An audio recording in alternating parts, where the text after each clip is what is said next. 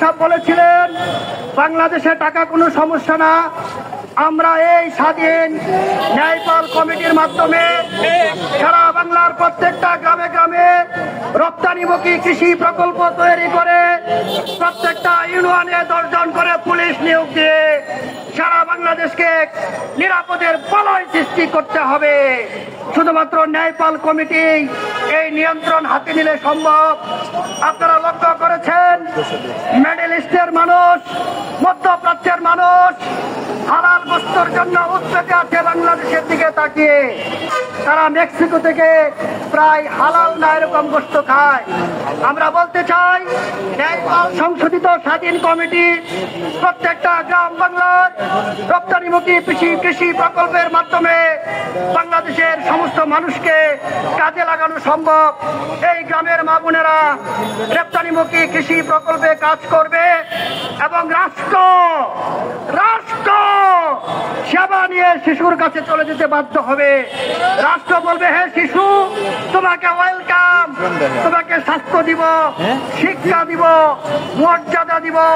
প্রেসিডেন্টের ছেলে, টেকনাফ তেতুলিয়ার সর্বনিম্ন শ্রেণীর মানুষের ছেলেও একই বিস্কিট খাবে, একই কারিকুলামে পড়বে, একই মর্যাদায় এসএসসি পর্যন্ত রাষ্ট্রীয় মর্যাদায় লেখাপড়া করবে। তারপরে যদি কোনো মানুষ সুবিধা বঞ্চিত তালিকায় পড়ে যায় তখন তাকে আপনি বলবেন রিক্সাওয়ালা। বাংলাদেশ ছাত্র জনতা পার্টি বলতে চায় এই মুহূর্তে কোনো রিক্সাওয়ালাকে রিক্সাওয়ালা বলতে পারবেন না। রাষ্ট্র তাকে সুবিধাই দেয় নাই। রাষ্ট্র যদি তাকে সুবিধা দিত সে হয়তো রিক্সা চালাতো না।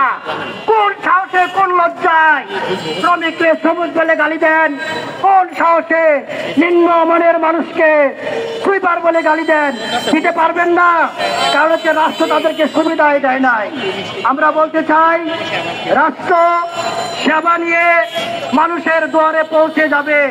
যদি এটা চান, আজকের এই প্রতিবাদ এবং এই আর্টিকেলের উপস্থাপনার আজকের এই সভা থেকে আমরা বলতে চাই জনমত তৈরি করুন। সারা বাংলাদেশে ধর্ম বর্ণ নির্বিশেষে, জাতি গোষ্ঠী নির্বিশেষে জনমত তৈরি করুন। আগামী 7 কর্মদিবসের মধ্যে এই ন্যায়পাল পদ্ধতিকে সুসংগঠিত করার জন্য সারা বাংলাদেশের নির্দলীয় গ্রহণযোগ্য নিরপেক্ষ ব্যক্তিদের খুঁজে বের করুন, তাদের হাতে এই কমিটির দায়িত্ব দেন। এই কমিটি পারবে।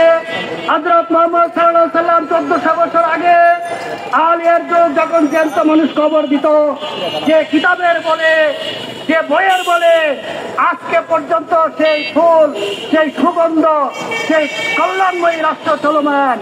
বাংলাদেশেও সেটা সম্ভব। পৃথিবীতে কিয়ামত পর্যন্ত এমন কোন ব্যক্তি আসবে না যার চরিত্র, যার রাষ্ট্রনীতি, যার পরিবার নীতি, যার সমাজনীতি, যার মানবিকতা নবী করিম সাল্লাল্লাহু আলাইহি ওয়াসাল্লামের কাছাকাছি যেতে পারবে। আমেরিকার ইউনিভার্সিটিতে এবং বিশ্ব লাইব্রেরিতে সর্বপ্রথম যার নাম লেখা আছে তিনি আমাদের বিশ্বনবী।